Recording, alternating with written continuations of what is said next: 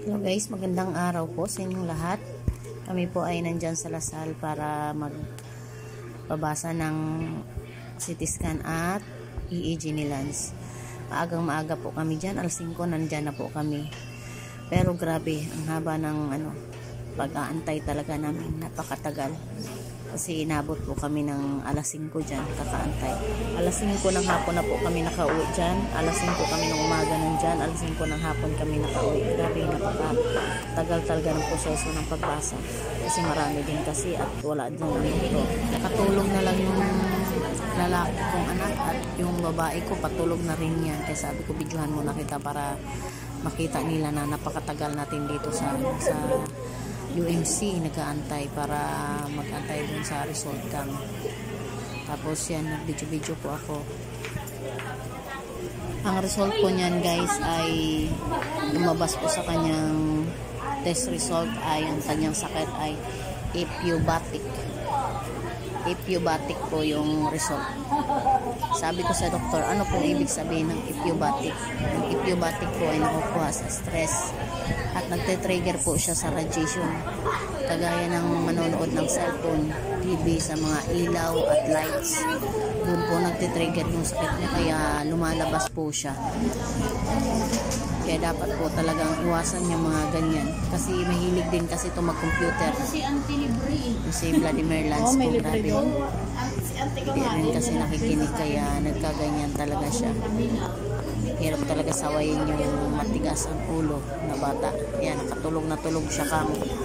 Diyan po nakukuha ang mga sakit kaya yung mga anak niyo po, iwasan niyo po sa mga radiation at babad ng cellphone kasi doon talaga siya na-trigger yung sakit niya.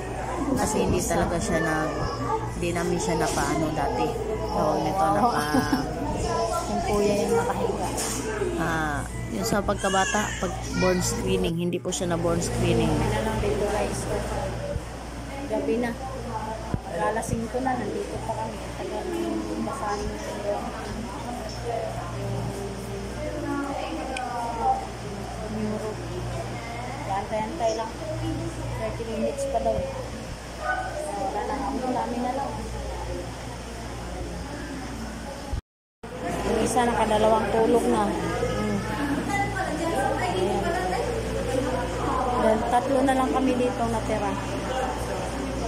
Maraming pag-aantay. Kanina pa kami dito alas 5. Gising ko alas 3. Imagine niyo yun.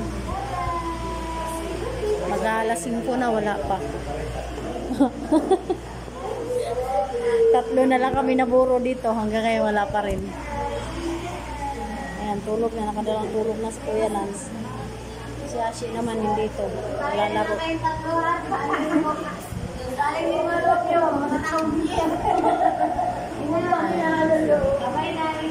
Sige. Ayun guys, kami na lang tao dito. Kami yung pinakalas talaga. Matagal kasi yung talagang marami kasi yung tao talaga.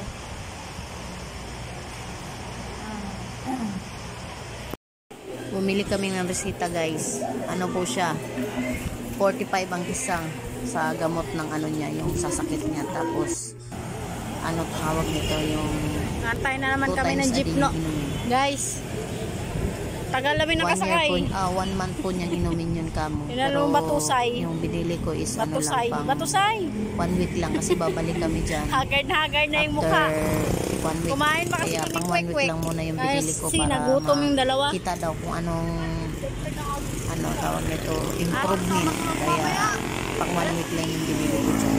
Grabe. Bawal ka nga magpuyat. Gabi na kami, medyo madilim na yun. Tagal pa namin makasakay.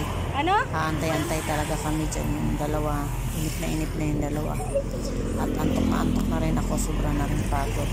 Kakaantay.